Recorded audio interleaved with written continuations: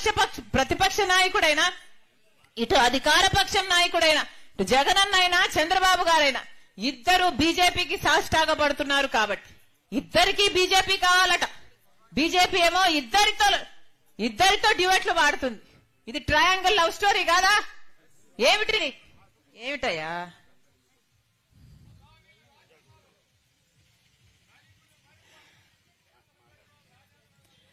ఆలోచన చేయండి.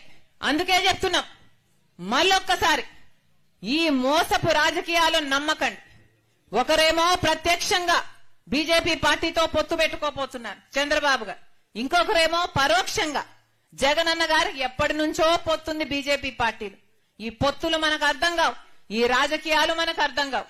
మనకు అర్థమైందల్లా 5 సంవత్సరాలు ఒకరికి అధికారం ఇచ్చి చూశాం, ఇంకొక 5 సంవత్సరాలు ఇంకొకరికి అధికారం ఇచ్చి చూశాం.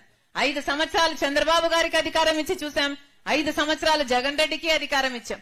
వీళ్ళిద్దరిలో ఎవరికి మళ్ళీ ప్రత్యేక హోదా కోసం కొట్లాడాలి అన్న చిత్తశుద్ధే లేదు.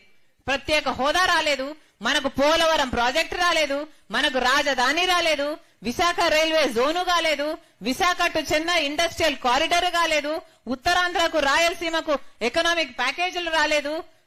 ఒక్కటంటే ఒక్క వాగ్దానం కూడా మనకు నెరవేరలేదు. ఒక్క వాగ్దానం కూడా మనకు బీజేపీ పార్టీ ఇయ్యకపోయినా ఈరోజు బీజేపీ పార్టీకి కాలు పట్టుకుంటున్నారు ఈ జగన్ రెడ్డి గారు, చంద్రబాబు గారు. ఇది ఆగాలి అనే చెప్తున్నాం.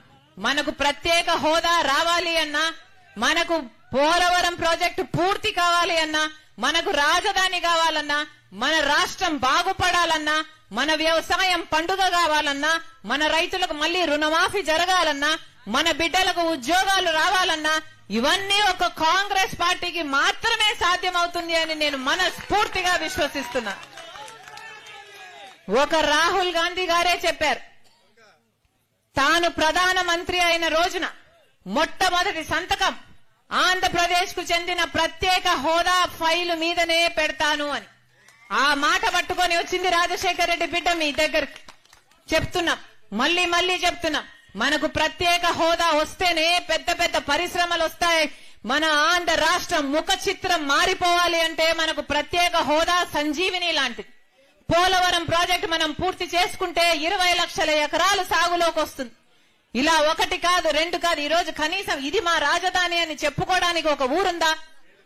మనం తలెత్తుకొని ఇది మా రాజధాని అని చెప్పుకునేటట్టు కూడా లేదు కదా. ఇంత అవమానమా? మన బిడ్డలేం గాను, వాళ్ళ బిడ్డలేం గాను, మనకు భవిష్యత్తు ఉందా?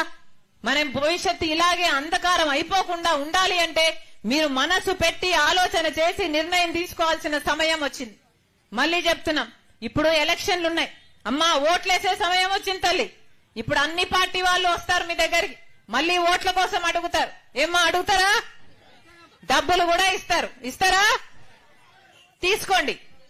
ఎవరు డబ్బులు ఇచ్చినా తీసుకోండి, ఎన్ని డబ్బులు ఇచ్చినా తీసుకోండి, మీ డబ్బే. ఈ liquor mafia, sand mafia, mining mafia, ఈ అధికార పక్షం వాళ్ళు భూ కబ్జాలు చేసి సంపాదిస్తున్న డబ్బే, ఇదంతా మీ డబ్బే. ఎవరు డబ్బులు ఇచ్చినా తీసుకోండి, కానీ ఓటు వేసే ముందు మాత్రం మీరు ఆలోచన చేయండి. ఎవరికి ఓటేస్తే మన బిడ్డల జీవితాలు బాగుపడతాయో మీరు ఆలోచన చేసి ఓటు వేయండి. మళ్లీ చెప్తున్నాం తల్లి, నా గుండెలో నిజాయితీ ఉంది, నా పుట్టింటికి మేలు చేయాలి అన్న తపన ఉంది. అందుకే ఈరోజు ఆంధ్ర రాష్ట్ర రాజకీయాల్లో అడుగుపెట్టింది రాజశేఖర రెడ్డి బిడ్డ. ప్రత్యేక హోదా వచ్చేంత వరకు రాజశేఖర రెడ్డి బిడ్డ ఇక్కడ నుంచి కదలదు. పోలవరం ప్రాజెక్టు పూర్తయ్యేంత వరకు రాజశేఖర రెడ్డి బిడ్డ ఇక్కడ నుంచి కదలదు. మనకు రాజధాని, బ్రహ్మాండమైన రాజధాని సాకారం అయ్యేంత వరకు రాజశేఖర రెడ్డి బిడ్డ ఇక్కడ నుంచి కదలదు. మీ అందరూ ఆశీర్వదించండి. మనం చెయ్యి కలిపితే ఇదంతా సాధ్యం చేసుకోవచ్చు. కాంగ్రెస్ పార్టీ మీ పార్టీ, కాంగ్రెస్ పార్టీ రాజశేఖర రెడ్డి గారి పార్టీ, కాంగ్రెస్ పార్టీ మన పార్టీ. ఈ హస్తం గుర్తు ఆంధ్ర రాష్ట్ర ప్రజలకు అభయ హస్తం. మీరందరూ ఆశీర్వదించండి.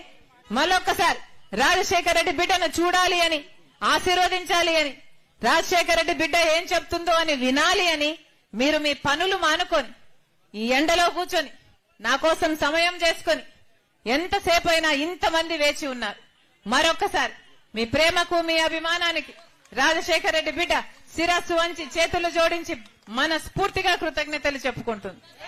జోహార్ వైఎస్ఆర్. ఈ కార్యక్రమానికి రచ్చబండ కార్యక్రమానికి వచ్చేసినటువంటి మంది ప్రజానికి ప్రింట్ అండ్ పలు గ్రామాల నుంచి ఎలక్ట్రానిక్ మీడియా షర్మిలారెడ్డి గారిని చూడడానికి వచ్చిన అందరికి కూడా మీ అందరికీ కూడా ధన్యవాదాలు తెలియజేసుకుంటూ